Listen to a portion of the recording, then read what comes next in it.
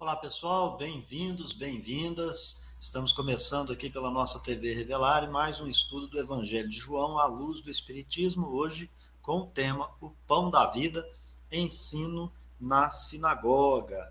E nós estamos aqui recomendando a tradução de Haroldo Dutra Dias, né, do Novo Testamento, e também tradução de João Ferreira de Almeida, e usando também alguns comentários. Nem tudo que está no comentário, às vezes, ele é interessante para o nosso estudo à luz da doutrina espírita.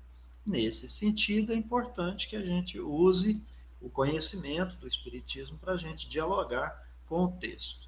Vamos, primeiramente, compartilhar esse texto, que é extenso, e a gente vai pensar aqui em conversando, dialogando, fazendo uma condensação para extrair o ensino moral da melhor maneira possível, lembrando que nós estamos estudando o Evangelho de João, porque ele se constitui em um evangelho mais espiritual do que os demais. Ele trata muito do mundo espiritual, da vida espiritual, de princípios que nós estamos nos apropriando e compreendendo no Espiritismo, como Deus, a imortalidade da alma, reencarnações, pluralidade das existências e por aí vai, né? Então vamos, sem mais delongas aqui, fazer o compartilhamento desse nosso texto, em que nós temos a seguinte redação. Começa no 22 e vai terminar no 59. Então vamos fazer a leitura aqui.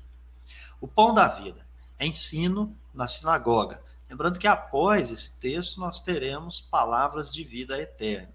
Anteriormente nós tivemos Jesus caminhando sobre as águas e é importante relembrar, recordar que esse ensino na sinagoga e ele tratando do pão da vida, falando sobre vida eterna, nós estamos aí então entremeados a esses eventos mencionados. Vamos ao texto.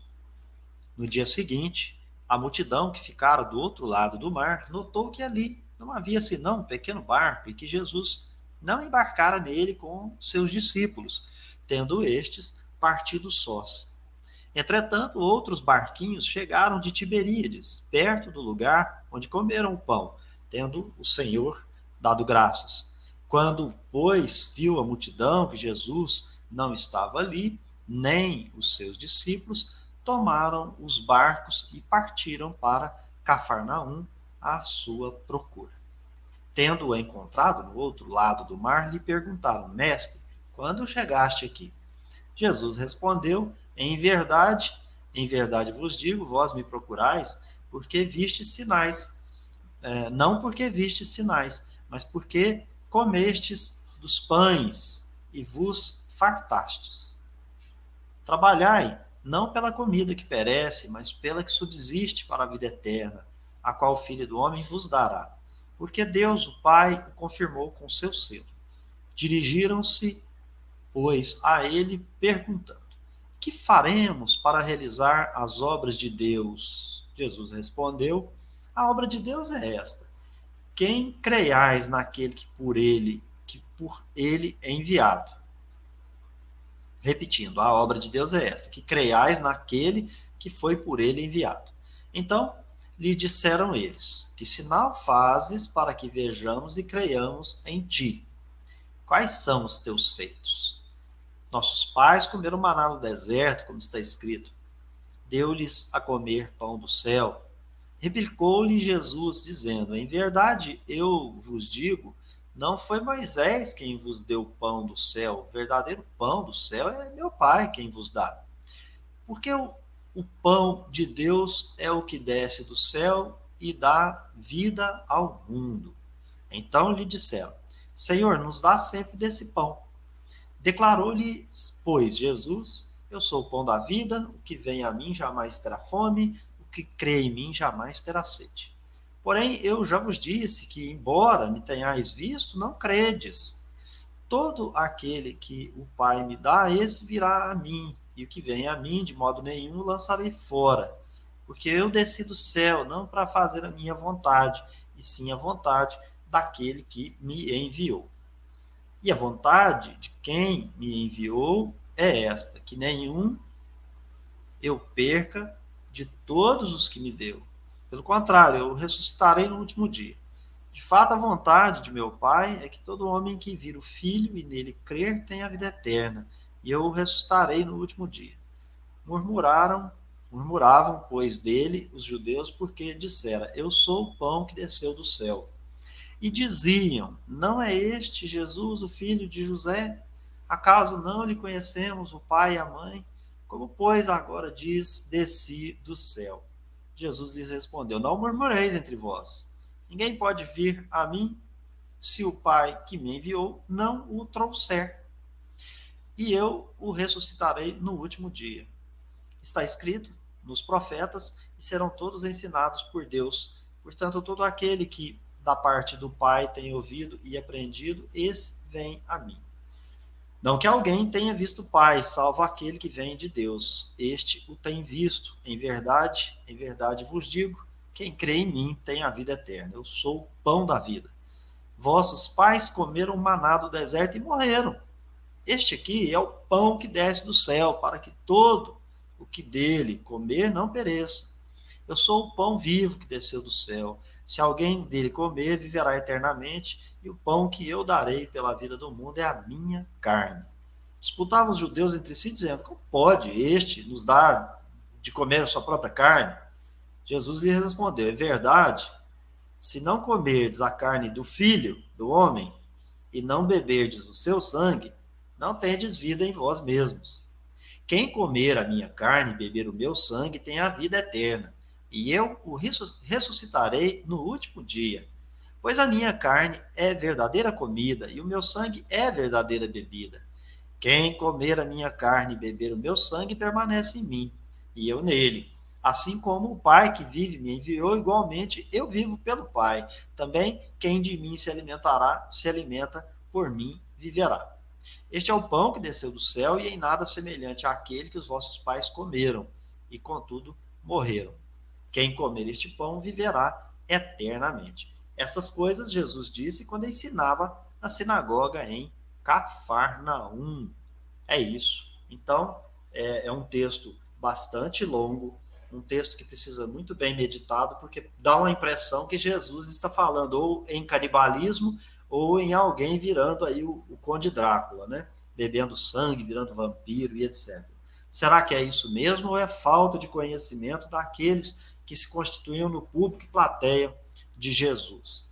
Nesse sentido, a gente precisa lembrar que esse ensino na sinagoga de Cafarnaum, ele sucedeu um evento anterior, que tratou da multiplicação dos pães juntos aos discípulos e à multidão. Mas eu lembro a vocês que havia ali um confronto de objetivos. Enquanto Jesus veio com um propósito, aqueles 5.000 homens ali que o acompanhavam estavam com objetivos diferentes, objetivos diversos, né? Então, por exemplo, nós vamos buscar a lição daquele pão multiplicado. Uma delas, dentre várias, é que aquilo que você tem de bom, seguindo o modelo humano que Jesus vai representar, esse sim pode ser multiplicado a partir do próprio ensinamento de Jesus. Mas a gente também precisa chegar com certa disposição, precisa querer. Quando a gente estuda o livro dos Espíritos, nós vamos perceber que todo aquele que quer conhecer a verdade,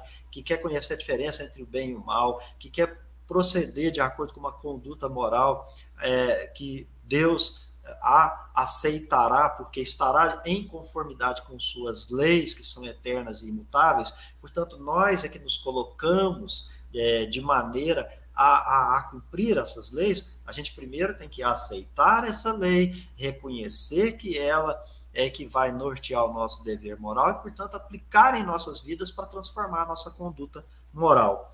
E, obviamente, nós estamos diante de Jesus, conforme o Espiritismo nos ensina, o arquétipo humano, o modelo e guia da humanidade, que seria aquele limite que cada espírito que evolui aqui no planeta Terra pode chegar. Jesus é muito mais que isso, mas ele apresentou aquilo que nós podemos chegar aqui nesse planeta de provas e expiações. As virtudes, elas têm o dom de induzir os outros a perseguir essas mesmas virtudes também. Mas, como dito, há uma necessidade de ter a disposição para isso. Depois que Jesus surgiu caminhando sobre as águas, quando o mar se agitava, vocês se lembram, no capítulo anterior, os caras com medo de Jesus, pensando que era um fantasma. Mas, na verdade, eles temeram alguém que vai se mostrar muito superior àquele próprio mar agitado que de fato aconteceu por conta dos ventos e do clima da época. Jesus apresenta que tipo de lição? Ele apresenta a lição da serenidade, que diante dos problemas, você se coloca acima desses problemas e caminha sobre eles. É a dita fé que transporta montanhas e que faz você caminhar, inclusive, sobre as águas. Há um fenômeno espírita, os fluidos, capítulo 14 de A Gênese, vai nos ajudar a compreender, mas também é possível extrair aí a moral daquele ensinamento que precede esse encontro que nós vamos tratar aqui. Aquele mar agitado, né, aquelas águas do mar agitado, está simbolizando as tempestades da vida, onde os nossos problemas parecem ser sem solução e a gente precisa usar a nossa vontade para nos mantermos firmes e a gente não afundar nesses mesmos problemas. Como é que a gente faz isso? Meditação, serenidade, força, foco, fé, para a gente vencer as agitações da vida. Agora que a gente fez essa regressão aí para lembrar os temas mais próximos aqui, obviamente, né? São muitos, mas nós estamos lembrando os mais próximos. Agora o tema é o pão da vida. Jesus, uma vez mais, vai agora fazer pregação para esse povo, mostrando que o objetivo dele aqui na Terra é um e que o nosso é outro. Vocês se lembram que eles estão pensando em Jesus como um general para tomar a frente deles e instaurar um reino na terra. E que o Jesus propõe é um reino nos céus. Né? Não é um reino na terra, mas também não é num lugar circunscrito, porque ele está mostrando como é que aqui na terra a gente transforma tudo em felicidade. Ele era muito feliz, muito alegre. Então, veja, no texto, a gente vai perceber, né, que no dia seguinte, né, na tradução, por exemplo, do Haroldo Dutra Dias, a turba tinha ficado de pé do outro lado do mar e viu que não havia nenhum outro barquinho ali, e ficaram com a pulga na orelha. Mas cadê Jesus? Ele não entrou lá com os discípulos, como que ele foi embora? Isso vai ficar no ar. Eles não vão saber como é que ele saiu, só os discípulos mesmos é que presenciaram aquele fenômeno da tangibilidade, que é o que o Kardec acha que seria o mais provável. Mas como ele vai chegar na sinagoga, como ele vai ali dar uma aula, fazer uma pregação como mestre, como rabi, como um verdadeiro rabino ali, ele parece também nos dar essa informação de que, de fato, ele caminhou pelas águas, imaginamos aí o fenômeno do transporte, envolvido em fluidos, sem derrogar nenhuma lei natural, mas utilizando a lei dos fluidos imponderáveis, ou seja, a partir do mundo espiritual, que era o que ele tinha pleno e perfeito contato, diferentemente de nós, e então ele chega até Cafarnaum. Né? Tem uma distância a ser percorrida, por exemplo, quando no texto anterior falou em estádios, né, a distância, né, estádios tem entre 184 metros ou 200 metros. Né? Aí eles dizem assim, né, que tendo remado cerca de 20 ou 25 a 30 estádios, vem Jesus caminhando sobre as águas. Quando eles veem isso, eles já tinham distanciado a mais ou menos 5 ou 6 quilômetros do ponto de partida. Essa informação é da Bíblia lida como hoje. Né? Outra questão aqui é mostrando que, de fato, aquele povo se constituía num exército. Eles ficaram de pé do outro lado e percebendo, né? Cadê Jesus? Os discípulos foram embora de barco, e cadê esse? E foram buscar e foram procurar Jesus. Mas ali na tradução diz assim, eles ficaram de pé, dá uma ideia de em prontidão, né? você não está nem deitado, nem sentado, você está de pé, você está pronto. Só que eles estavam prontos para o objetivo que eles queriam, que era um objetivo terreno. Não havia outro barco, Jesus não seguiu no barco com os discípulos e outros barcos. E aí, esse versículo, na verdade, é para explicar como é que esse povo saiu desse local onde eles estavam com Jesus e foram procurar, né, já que ali era água, era mar, e era só do outro lado que tinha Cafarnaum. Então, eles estão do lado de Tiberíades e iam para Cafarnaum. Como que foram? Chegaram outros barcos e eles, então, adentraram a esses barcos e foram. Vendo que nem discípulos, nem Jesus permaneciam, a turba, então, foi para Cafarnaum para o procurar. Encontrando Jesus do outro lado do mar, questionaram como ele ali chegou. Só que aí, no finalzinho, a gente precisa já antecipar, é que onde que eles encontram Jesus? Eles encontram Jesus numa pregação, provavelmente num sábado, que era um dos dias que era possível fazer essa pregação livre, que tinha ali o estudo, o diálogo, né, entre as partes. Então, Jesus, como a gente percebeu no texto, ele dá uma resposta, mas dizendo objetivamente que eles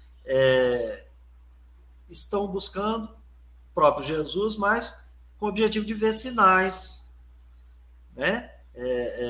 Aliás, desculpe, não com o objetivo de verem sinais, mas porque foram saciados com os pães da multiplicação.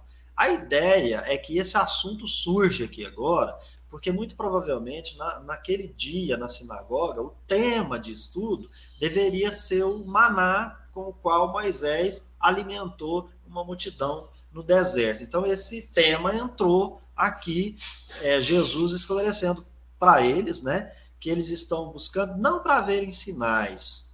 Aí que tipo de sinal, né? Porque a alimentação das pessoas, para eles, a princípio se constituiu num sinal. Mas agora, no desenrolar do diálogo, eles vão querer mais sinais, porque Jesus vai se anunciar, né, como filho de Deus, apesar de ele falar filho do homem, mas ele se refere a Deus como pai, né, a todo instante. Então, nós vamos ter aí essa discussão. Na advertência que a gente pesca ali do texto, né, que Jesus fala para a turma que eles precisam trabalhar para se alimentar. Sim, mas que tem dois tipos de alimento, onde um deles é o mais importante. Existe o alimento pelo qual nós buscamos e trabalhamos naquela lição do Pai Nosso, né, que é uma prece, a gente trata disso. Então, é uma comida que ela perece, como tudo que há na terra que os olhos veem vai perecer em razão da lei do progresso, também decorrente da lei de destruição. Mas existe um outro que é o permanente. E aí ele não vai falar disso, mas a gente vai depreender segundo o Espiritismo. O que seria um alimento permanente que vai ficar para a vida eterna? Ora, o patrimônio imortal da alma é o conhecimento. O que Jesus faz? Compartilha conhecimento sobre Deus, princípio espírita, sobre imortalidade da alma, princípio espírita, sobre reencarnação, princípio espírita, sobre o mundo espiritual, porque ele trata, né, das muitas moradas na casa do Pai, e trata também de apresentar esse mundo espiritual que é desconhecido. Vocês vão perceber que as pessoas ali só vivem, né, vinculados no presente, na matéria. Para eles é muito distante esse mundo espiritual, né? Apesar de terem alguma compreensão a respeito da Torá, das regras e etc., eles não compreendem a ideia de um mundo espiritual e de pluralidade de existências. Jesus, como eu disse, compartilha conhecimento, ele está na Terra para poder, né, ensinar as pessoas como se elevar e progredir nesse planeta com os problemas, com as vicissitudes que a gente tem. Ele vai apresentar diferenças entre o que é bom e o que é ruim para a alma, né? E a gente sabe que Jesus está numa missão na Terra trazendo essa informação, nos ensinando mais e melhor a conhecer as leis que regem o mundo espiritual. Né? E aí é claro que ele não fala com conhecimento todo esse esclarecido, não, ele usa parábolas, ele usa uma linguagem mais concreta, ele não abstrai, e ele vai, então, semeando um discurso muito potente, ele traz, de fato, todas as informações necessárias para que a gente comece a se relacionar com o mundo espiritual. Ele, na verdade, está interpretando o pensamento divino, que é trazer as informações, para poder, com essa revelação, as pessoas darem um passo para a direção de se reconhecer espíritos, né? Que vai demorar até hoje em dia, isso ainda está muito longe de ser uma unanimidade. A turba quer saber como é que ele realiza aquelas obras, para que eles possam fazer também. Aí ele vai dizer assim, a obra não é minha, a obra, na verdade, é divina. E eu compreendo que quando ele está tratando disso, ele vai dizer assim, há leis naturais, não tem como você já querer fazer o que eu faço, sem passar pelo que eu passei, sem conhecer o que eu conheço, sem evoluir quanto eu evoluí. Então ele vai dizer que por hora é preciso observar na mensagem dele e no seu comportamento e tentar replicar o que ele faz aqui na Terra para o comportamento consigo mesmo e com os seus semelhantes.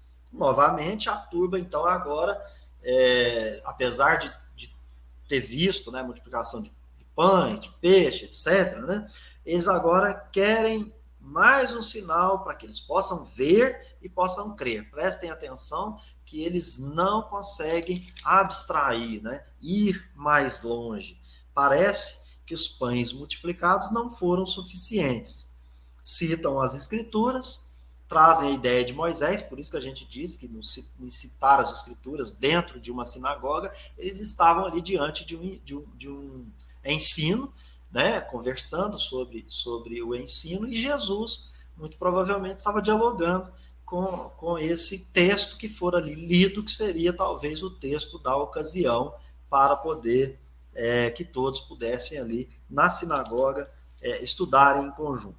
Jesus, né, aliás, eles vão citar as escrituras, dizer que Moisés deu ao povo pão do céu no deserto, o famoso maná. Jesus responde assim, na verdade não foi isso que ocorreu, porque quem dá o verdadeiro pão do céu é Deus.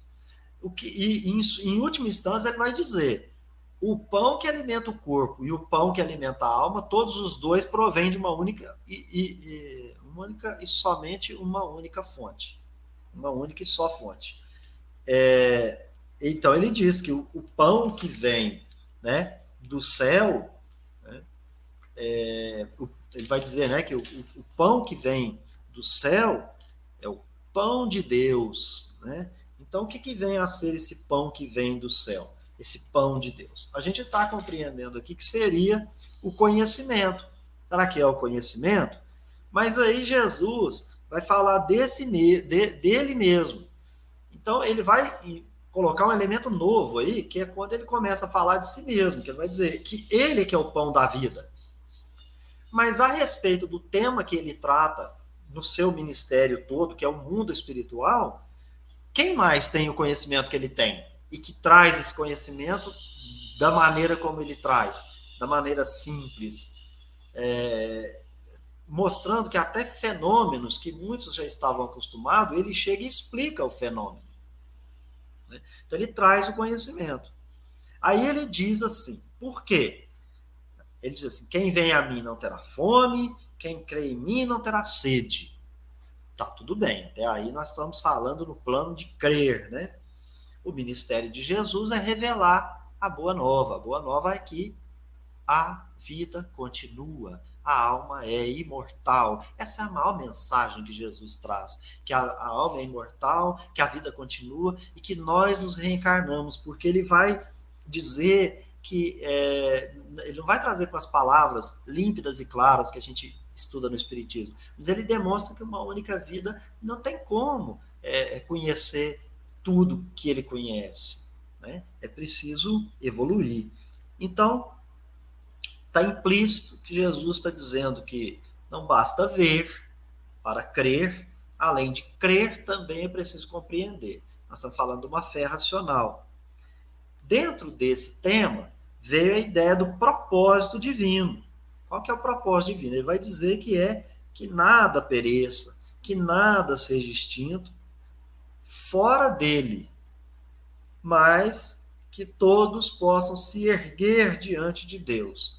Aqui nós estamos entendendo em Espiritismo que é a questão da nossa evolução em direção a Deus, para a gente, como Jesus, a gente também poder ser intérprete do pensamento divino. Mas para isso é preciso conhecer as leis naturais, verificar que elas são todas aplicáveis a nós, conhecendo e as aplicando, nós as compreendendo, usando-as para agir conforme o nosso dever. Né? Parece que ele também está falando aqui da lei do progresso. Ele traz ali para nós a questão da vontade de Deus, que provavelmente está implícito, que é o que todos nós nos auxiliamos mutuamente, a solidariedade entre os diferentes para construir uma unidade. Qual que seria, então, o último dia para a ressurreição também que ele está trazendo ali? Né? Ele diz assim, pela indagação dos presentes, né, Jesus está falando de uma condição dos espíritos. Enquanto os ouvintes estão pensando apenas em corpo, na personalidade, numa vida única, Jesus está falando da pluralidade da existência, porque ressurreição para ele é aquilo que vai acontecer quando ele aparece em espírito, que ele não vai falar em aparição tangível, ele vai dar uma hipótese para as pessoas entenderem como é que aquela aparência surge depois que o corpo morreu. Então ele traduz a ideia de ressurreição, que era algo conhecido. Não obstante, reencarnação também era, mas não está presente nos discursos aqui que nós estamos tratando. Se você lê esse texto, eles não pensam em reencarnação, eles nem dialogam sobre isso. Então, aqui eu penso que se trata das questões das leis divinas, né? Jesus vai dizer que para chegar até ele, crer nos seus ensinamentos, é necessário ser ensinado por Deus. E aqui tem um dado interessante, porque ele está citando escrituras que esse pessoal aqui vai ficar muito nervoso com ele, mas não vai lembrar. Né? Então, a princípio, a gente pensa o seguinte, ele está tratando das leis divinas, que são gravadas na consciência, que na medida que a gente adquire conhecimento, pela inteligência, elas vão despertando, porque assim nós vamos produzindo e construindo uma conduta moral. A gente vai aprendendo a moral, né? A gente vai escolhendo a moral, a boa conduta, no plano do dever moral. E nesse caso, a gente está repetindo Jesus, né? O modelo e guia, questão 625 do Livro dos Espíritos. Por fim, Jesus fala da sua sorte futura para eles, fala do martírio, fala da crucificação, uma linguagem cifrada, ele vai falar da sua carne, vai falar do seu sangue, e a gente entende que isso é sentido figurado. Só que o povo daquela época tinha uma linguagem concreta e não um pensamento abstrato. Então muitos não entenderam, mas não entenderam porque eles não estavam ali recordando estudos anteriores das Escrituras, já que estavam em estudo numa sinagoga. Claro que Jesus falou, portanto, do sacrifício dele mesmo em benefício do próximo, porque ele iria trazer os ensinamentos, independente do que aquilo iria ocasionar para os poderosos. Então, ele enfrenta o sistema vigente para deixar uma mensagem de igualdade, solidariedade e fraternidade. Tudo o que vai prejudicar o poder dos poderosos. Jesus, como Espírito perfeito, fala dos seus ensinamentos, cujo propósito é nutrir e saciar as dúvidas dos espíritos inferiores a ele, né? E aí ele, então, fala do pão da vida, que é o conhecimento do mundo espiritual, de como progredir, e esse despertar do espírito não mais subjugado pelas coisas materiais. Bom, mas tem um dado aqui que ele é importantíssimo, né? Que a gente percebe nesse estudo, que é quando ele vai falar da sua carne, e aí eles vão ficar totalmente voltados ali contra Jesus. Primeiro, né, que eles queriam saber assim, como que esse cara se intitula filho de Deus? A gente sabe que ele é filho do José e da Maria, então está escrito isso lá, né, que eles sabem a sua linhagem, a sua origem, viram-no nascer. Portanto, Jesus não era uma gênero, Jesus não era um corpo fluídico, Jesus era alguém que ali residia, né, conhecido, as pessoas tinham as informações a respeito dele. Né? Portanto, eles querem saber, né, a respeito dessa filiação com Deus ali. E isso dá muito a desejar, porque de um lado, ele fala que é preciso... em outros momentos ele vai dizer assim, né? Eu sou o caminho, a verdade e a vida. Está no capítulo 14. Mas aqui ele vai dizer, né? Interessante, né? Que para chegar em Jesus é preciso ser ensinado por Deus. Mas para chegar a Deus, lá no capítulo 14 ele fala que tem que passar por ele. Olha que interessante. Para você chegar a Jesus, você precisa ser ensinado por Deus. Mas para chegar a Deus é preciso passar pelo caminho, pela verdade, pela vida de Jesus. Interessante.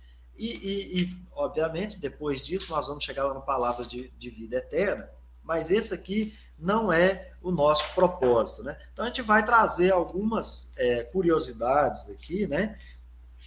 Que é quando, como eu mencionei, né? O versículo 23, ele vem com uma explicação de como aquela turba chega até Jesus lá na sinagoga, né? Depois, mais tarde, eles vão trazer a ideia, né, de que Moisés alimentou o povo no deserto e que Jesus assim também o fez, né? Assim também o fez. Mas, mesmo diante disso, eles querem mais um sinal, porque agora ele está dizendo, né, que é preciso comer sua carne, preciso beber o seu sangue. Isso foi, gente, inclusive, pego pelas igrejas aí, é usado até os dias atuais. Será que Jesus queria dizer, né? Ele também, como aquela turba queria fazer ele de general, ele não fala que ele é o Messias, ele não usa discurso escatológico, apesar dele falar sobre o último dia, né? Então, como é que eu sei que eu sou espírito? Eu preciso ter esse conhecimento do mundo espiritual. Então, essa é a ressurreição que Jesus oferece. O conhecimento do mundo espiritual para você, ao desencarnar, se reconhecer espírito. Né? Faz essa promessa, né? Ele também diz que ele é um mensageiro de Deus, que ele traz uma mensagem, que ele traz uma boa nova, né? E eles querem mais e mais sinais. Né?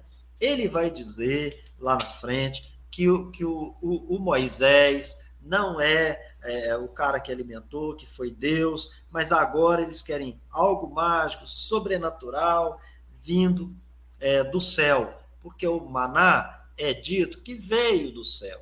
E aqui Jesus pegou coisas materiais, o pão e o peixe, transformou e os alimentou. Então eles dizem assim, não, mas isso não veio do céu, a gente quer alguma coisa que vem do céu, porque você está falando que você é mais do que Moisés, a ideia é essa, né? E aí eles querem saber que tipo de pão é esse que vem do céu, que é o pão verdadeiro e real. Essa história aqui do pão do céu, do pão verdadeiro e real, esse que sacia a fome permanentemente, se liga àquele encontro de Jesus com a mulher samaritana, onde lá ele falou da água que mata a sede permanentemente. Ela quer saber que água é essa que é diferente de Jacó. Então veja que aí dois patriarcas, né? Você tem lá um Moisés, que tem muita importância, que Jesus mostra que o conhecimento que ele tem, ele é um maior que Moisés. Ao mesmo passo, quando ele conversa com a mulher samaritana, também assim o demonstra ser mais do que Jacó, porque ele oferece coisas do Espírito, para o Espírito, para a vida espiritual, o que não perece de fato, que é, como eu disse, né, gente? As suas palavras, que são essas palavras que preciso nutrir a cada um de nós. Esse vai ser o verdadeiro pão do céu. Mas que coisa estranha, né? Quer dizer que ele quer que coma a carne dele, beba o sangue dele. Será que é isso mesmo, né? É preciso também compreender, né? Que Jesus, né? Ele não rejeita ninguém, mas ele disse assim: para vir até mim é preciso de vontade, você tem que querer vir até mim. Ele não vai violar nenhum tipo de consciência, né? Nos versículos 36 e 38. Então, ele está ali numa obra de colocar todo mundo no caminho do bem, para poder acertar o alvo, foi chamado de salvação. Então, a salvação que ele oferece é a aquisição do conhecimento, usar as potencialidades e o atributo do Espírito, né? E o que é uma salvação completa e definitiva? Você chegar a espírito puro, ou seja, obter todo o conhecimento possível até lá.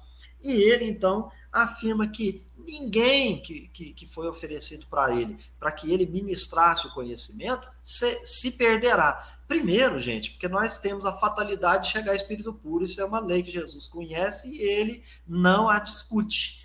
Segundo, que ele respeita a autonomia de cada um, mas ele sabe, a gente já aprendeu na obra A Gênese, que chega um momento que a gente satura de tudo que a gente fez e a gente quer mais, a gente quer avançar, a gente quer o conhecimento, né? Um detalhe essa submissão à vontade de Deus, né? Submeter-nos à vontade de Deus é a gente entender que ele criou leis justas, equânimes, naturais, imutáveis, e que a gente não tem que ser rebelde com elas, porque elas não nos fazem mal, muito pelo contrário, né? Então, veja, quando ele diz assim, eu ressuscitarei no último dia, né? Com o meu conhecimento, você então se reconhecerá espírito no último dia. Nós estamos falando aí de uma ideia escatológica, eles tinham lá suas ideias apocalípticas, né, de juízo final, e Jesus então conversa com eles dentro do padrão que eles podem compreender. Mas ele já estava dando essa mensagem e depois ele vai exemplificar quando ele ressurge na aparência dele mesmo, 3 dias depois da sua morte, né? Aí, pessoal, lá na congregação, né, a gente sabe que as pessoas que estavam conversando em matéria de salvação ali, eles não tinham entendimento, né? Ou o entendimento que tinha era num sentido concreto, não abstrato, proposto por Jesus a respeito, né, do mundo espiritual.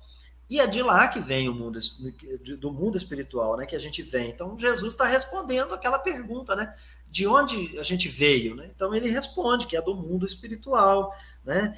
E dentro do texto, principalmente quando os judeus estão murmurando lá e conversando entre eles, e ele interpela e fala para eles parar de reclamar, de murmurar, e ele lê aqueles pensamentos, né? Que aonde eles estão escandalizados e criticando as palavras firmes de Jesus, que ao contrário de Jesus amenizar, não, Jesus foi mais fundo, falou assim, não é só crer também não, você tem que comer a minha carne e tomar o meu sangue, né? Ele está usando uma linguagem muito metafórica, mas está muito dura para eles não estão conseguindo entender, né? Ele está falando dos atributos humanos, das leis divinas gravadas na consciência, que nós vamos precisar despertá-las, né? Na verdade, ele enfatiza ali a responsabilidade de cada um para vir até ele. E aí, pessoal, olha que interessante. Quando ele fala que tem que comer a carne dele, que tem que beber o sangue dele, aquelas pessoas já falam assim, acabou, não sou discípulo mais, esse cara é doido. Não vou seguir esse doido, não. E para se manter em Jesus, você precisa extrair a consequência moral dessa fala dele. Será que Jesus, de fato, estava falando para exercer canibalismo contra ele mesmo? E beber o sangue dele? Que era isso? Que ele seria o cordeiro e a carne dele, então, tinha que ser usada, seu sangue também? Pois bem, não era nada disso. Ele estava falando para todos, né, que a gente precisa buscando conhecimento e se despertando para as leis que estão gravadas na nossa mente, né? Porque isso, mais tarde, nós vamos perceber, né? Que em Jeremias, nos capítulos 31, versículos 31, no capítulo 31, versículo 31 a 34, né? É preciso interpretar melhor as escrituras. Lá em Coríntios nós temos também ideias em que a gente precisa ler com mais qualidade para interpretar melhor. Em Hebreus também. E nós temos uma ideia que facilita a compreensão, né? Então, nós temos aqui no nosso comentário, né, em que nós vamos tratar da sabedoria de Deus, né? No Novo Testamento, a restauração de Sião, depois do exílio babilônico, celebrada em Isaías, capítulo 40, versículo 40 a 66, é encarada como uma parábola de restauração efetuada por Cristo.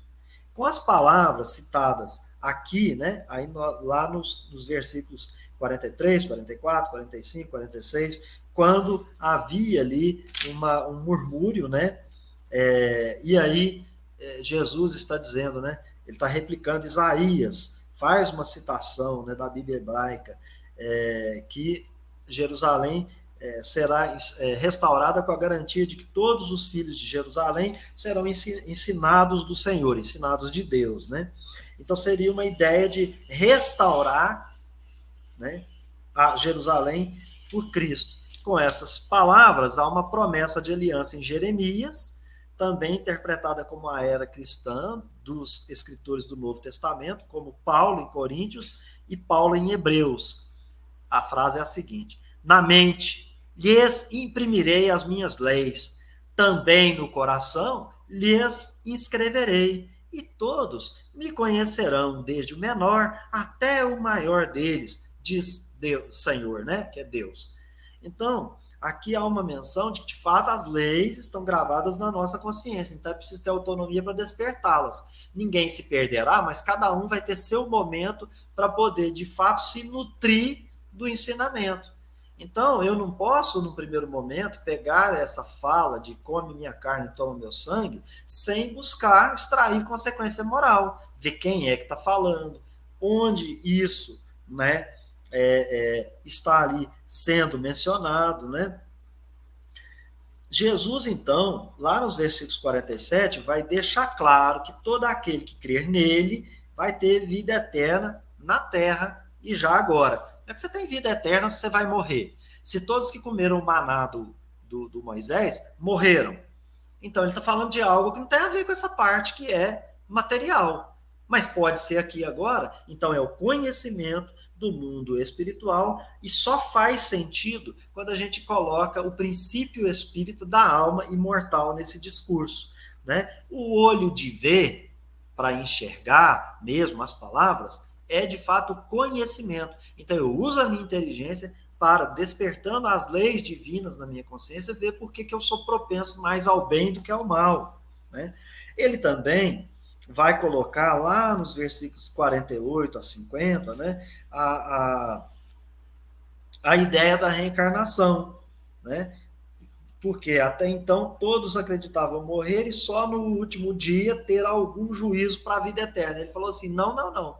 Você já pode ter vida eterna aqui e agora, porque só depende de você crer nela. Você é uma alma imortal, você é um espírito imortal.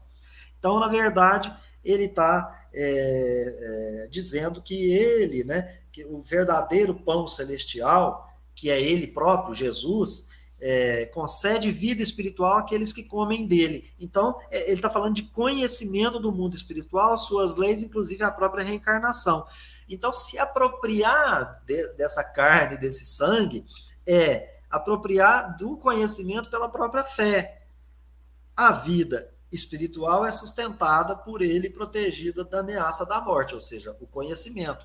Então, você tendo o conhecimento que é só o corpo que morre, só a alma é imortal, você já está protegido da ameaça de morte, ao contrário de que aqueles que usam diferentemente disso te dominam por conta do seu medo, né?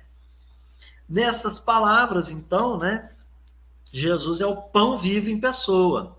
Ele fala do que ele sabe, do que ele viveu e do que ele viu. Então, eles querem saber o seguinte, né? Eu posso ser doador da comida da vida eterna? Eu não posso. Eu não vivi o que Jesus viveu, não vi o que ele viu e nem sei o que ele sabe. Ora, nesse sentido, ele é o pão vivo em pessoa, porque ele é o pão do conhecimento, vai nutrir minha alma. E aí conclui que ele então está dando de si mesmo, no sentido metafórico. Quer que ninguém coma da carne dele, não, né? Mas ele diz assim: eu dou a minha carne para que o mundo viva. E aqui tem um dado: ele dá sua carne de fato e seu sangue de fato, mas não para ninguém comer, mas para compreender quando ele surge no terceiro dia, a sua aparência tangível, mostrando a alma imortal. E quando ele dialoga, há uma inteligência com todos, né? Bom, o que ele busca, né, para que todo mundo fosse salvo por ele, é o que vai dizer os capítulos aqui anteriores, os versículos que a gente está estudando, e esse inclusive, né? Mas de fato é aprender com o exemplo de Jesus, né, e os seus ensinos. Ora, comer e beber da fonte, né? Então a gente lembra lá em Coríntios, capítulo 11, versículo 24, né? Ele diz assim: isso é meu corpo que é dado por vós, né? Depois nós temos também lá a oração do Pai Nosso, também, né? Mas na verdade Jesus está antecipando que ele vai sofrer, que ele será crucificado e morto, e aí é importante exercer uma fé, uma crença agora racional, né? Ele está falando para comer a carne dele e beber o sangue, mas em outro momento ele fala assim para dois discípulos que eles não têm condição de beber do cálice dele. Aí eles falam assim: não, a gente bebe do seu cálice. Assim, não, então você tem disposição para beber do meu cálice? Você vai beber do meu cálice? Ou seja, você vai sofrer também o que eu vou sofrer? Você tem essa condição espiritual? Aí só que ele diz assim: ocupar um dos lados perante Deus é ele que escolhe, eu não escolho nada, eu não te prometo isso. Mas aí ele fala assim: mas eu prometo que todos aqui podem passar pelo que eu passei, né? Quando ele está falando do cálice ali. Então é tudo num sentido figurado, né? No versículo 54, a pessoa que come a carne de Jesus, ou do Filho do Homem, bebe o seu sangue, será ressuscitada por ele no último dia. A promessa vale também para aquele que vir até ele e nele crê. Então, as duas expressões se comunicam. Então, quem são aqueles que comem e bebem o seu sangue? Os mesmos que o veem e creem nele. Não precisa você comer nada, beber nada, né? E esses vão ter vida eterna. São esses que ele ressuscita no último dia. Por quê? Porque você não fica mais com aquela monoideia de que morre e fica no sono eterno. E aí você, então, não aprende no mundo espiritual e não avança no seu processo evolutivo, no seu progresso, né? E aí, então, você também evolui nos dois mundos, né? E nesse sentido, essas palavras estranhas têm, de fato, uma metáfora poderosa, vívida, né? Para o ato de vir a ele, crer nele e apropriar-se dele pela fé. Mas, pessoal, ele está citando Jeremias, né? Porque quem vai falar dessa questão aqui de comer a carne, etc., vai ser Jeremias, né? Ele fala assim, né? Que ele foi ensinado por Deus porque ele comeu as suas palavras. Olha que então Jesus está usando os dois termos, crer nele, nas suas palavras, comer da minha carne, meu sangue e tal, mas ele está falando em as palavras, né? E esse, então, é um tema aqui também que está ligado lá no pão nosso, né? No pão nosso. Então, vejam, pessoal, é muito interessante, né? Essa questão aí das palavras, né? De Isaías aí, desculpe, de Jeremias, né? Porque nos versículos, né, de Jeremias, nós vamos ver que ele também fez uma citação semelhante. Então, na prática, naquele ensinamento ali que estava sendo proposto, eles estavam, de fato, estudando as Escrituras, né? O Antigo Testamento. Na verdade, nós estamos falando de um processo educativo, né? Dentro de todos esses textos aqui, para a gente não ir longe demais, né? Jesus advertiu, né? Fala assim: se vocês não crerem nos escritos de Moisés, aqui, ó, se de fato cressem em Moisés, também creriam em mim. Porque se vocês não creem nos escritos dele, como vocês creem na minha palavra? Aqui ele tá citando aquelas promessas escatológicas, né? De quem viria, o que faria, né? Está respondendo as perguntas de onde viemos, o que somos, né? Falando em ver, crer, compreender. Né? Então, pessoal, ele fala também de reencarnação, imortalidade da alma. Enfim, é muito rico esse texto, é preciso ser examinado com profundidade. Jesus aqui foi duro com eles, mas por final, o que fica, né? Como é que eu me alimento de Cristo, né?